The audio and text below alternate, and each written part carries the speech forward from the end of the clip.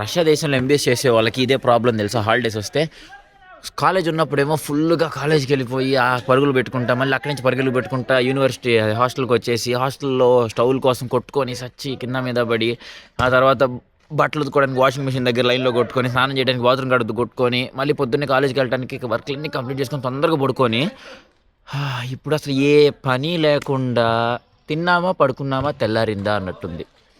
చూసారా, పొద్దున్నే మెలకు వచ్చేసింది. కాలేజ్ ఉన్నప్పుడు పొద్దున్నే లేవడానికి అబ్బో ఏం అసలు ఒళ్ళు సపోర్ట్ చేయదు. ఇక్కడ చూడండి, ఇప్పుడు పొద్దున్నే నా అంతటి నేనే లేచాను, అలారం కూడా లేకుండా. నేనే లేచాను అనుకుంటే వీళ్ళు నాకన్నా ముందు లేచినట్టున్నారు, ఫుల్గా వాలీబాల్ ఆడుతున్నారు. అదిగో ఆ పెట్ట చూడండి, అప్పుడెప్పుడో చిన్నప్పుడు విన్నాం కదా అట్లాగా. మనలో ఒక విషయం చూద్దామని చెప్పి మీకు ఇట్లా వీడియో ఆన్ చేశాను నేను. రాబందులు పీక్క తిన్నట్టు పీక్క తింటున్నారు కన్సల్టెంట్లు కాల్ చేసి ఫోన్ చేసి.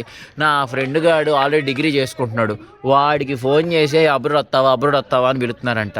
ఇది ఏం కావాలరా పాపం, వాడి దారేదో వాడు చూసుకున్నాడు కదరా, మీరెందుకు రా వాడిని సాగొడుతున్నారు అబ్రాడ్ బో అని చెప్పి. పోయిన డబ్బులు అని వాళ్ళు ఇస్తారంటే తీసుకోవడం తప్పితే వాళ్ళు లేదు ఇచ్చేది. జాగ్రత్తగా ఎవడైనా ఎగ్జామ్ కాకుండా మీ దగ్గరికి వచ్చి అబ్రాడ్ గురించి ఫోన్ చేశాడు అనుకో, వాడికి ఈ వీడియో పంపిండి వాట్సాప్లో. సార్ ఒక డీటెయిల్ పంపించాలి మీకు అని చెప్పి ఈ వీడియో పంపించండి.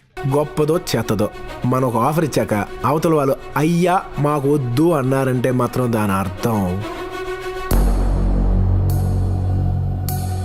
వద్దని. అది అల్లు అర్జున్ చెప్పారు కదా, అయ్యా మాకు వద్దు అంటే వద్దు అని అర్థం. రాబందులే ఇంకా నయం. సచిని అన్నదంటే వీళ్ళు బతికున్న వాళ్ళని బీక్కొని తింటున్నారు. సరే మరి అయితే పోయేస్తా, జాగ్రత్త.